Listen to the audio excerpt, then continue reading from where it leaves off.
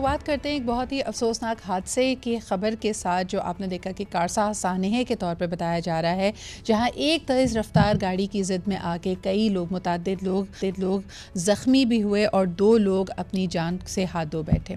जब इनकी तरफ देखा कि ये जो 2 अफराद थे जिनको इस SUV ने कुचल दिया, तेज़ रफ्तारी से ये सर्विस लेन में आ रही थी, तो ये एक मोटरसाइकिल सवार थे जो अपनी बेटी को उनकी काम की शिफ्ट के बाद पिक करके वापस घर की तरफ जा रहे थे। ये नौजवान लड़की, इसके कई ख्वाब होंगे, MBA परसू कर रही थी।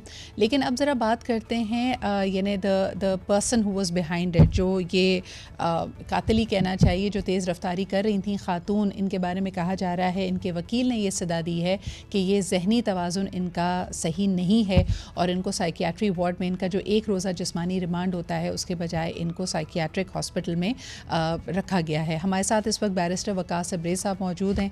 एक इसमें अहम पहलू इस पूरे वाक़े में ये भी है कि ये खातून काफ़ी एक इन्फ्लुएंस से बिलोंग करती हैं, तो बेकाम पाकिस्तानी यही सोच रहा है कि क्या इंसाफ का तकाजा होगा। ये जो लोग अपनी जान से गए, मेहनत कश लोग थे, मोटरसाइकिल सवार और उनकी बेटी, इनको क्या इंसाफ मिलेगा या नहीं। अस्सलाम वालेकुम वकास, कैसे हैं आप?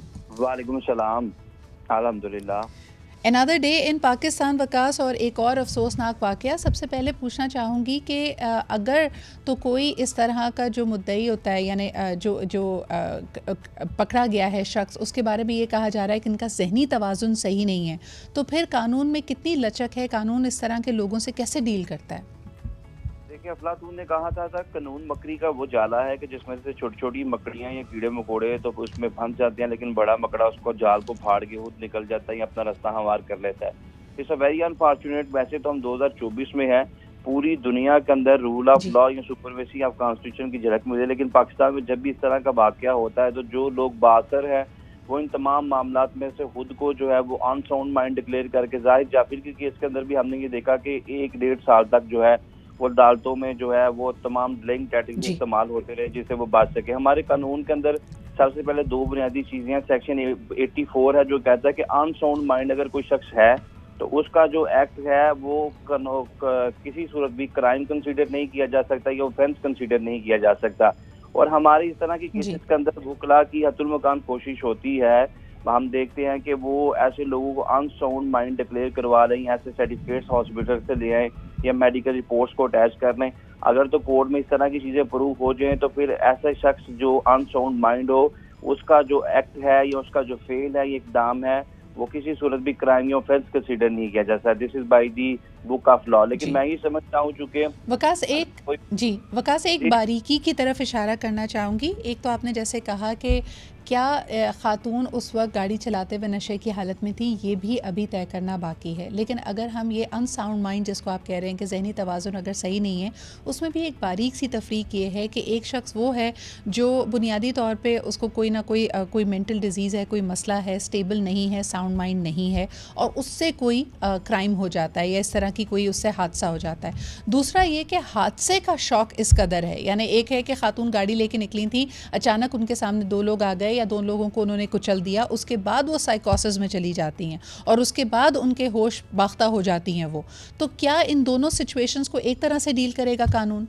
बिल्कुल नहीं करेगा। देखिए, at the time of commission of an offence, at the time of commission of crime, उसकी जो ज़हनी हालत को असरटेन करना, that will be the liability of investigative officer. उससे पहले प्रायर चीज़ें देखी जाएंगी, प्राइमरी कोर्स देखा जाएगा कि इससे पहले हतून की ज़हनी हालत कैसे थी, और अगर जो हतून की ज़हनी हालत ये थी कि वो अनसाउंड माइंडेड थी या वो इंटॉक्सिकेशन, वो नशा लेती थी या इस तरह की चीज़ों की एडिक्टेड थी, तो उनके घर वालों को किसी सूरत भी ये इजाज़त नहीं लेनी चाहिए थी। इस तरह के जितनी भी हम फैमिलीज देखते हैं उनमें हमने ये देखता है कि मुलाजमीन भी रहते होते हैं, सिक्योरिटी ऑफिसर्स भी रहते हैं, गार्ड्स भी रहते हैं, तो वो हतून कैसे गाड़ी लेकर चली गई और आप कैसे एक हतून के हाथ में पूरा शहर जी, मैं ये देख रही थी कि हल्की हल्की झींपती हुई मुस्कुराहट के साथ इनके वकील साहब ये फरमा रहे थे कि घर वालों को तो जी पता ही नहीं था कि वो कब गाड़ी लेके निकल गई। If she is of unsound mind, तो ये गाड़ी लेके कैसे निकली, ये इन्वेस्टिगेशन ऑफिसर ने पता लगाना है।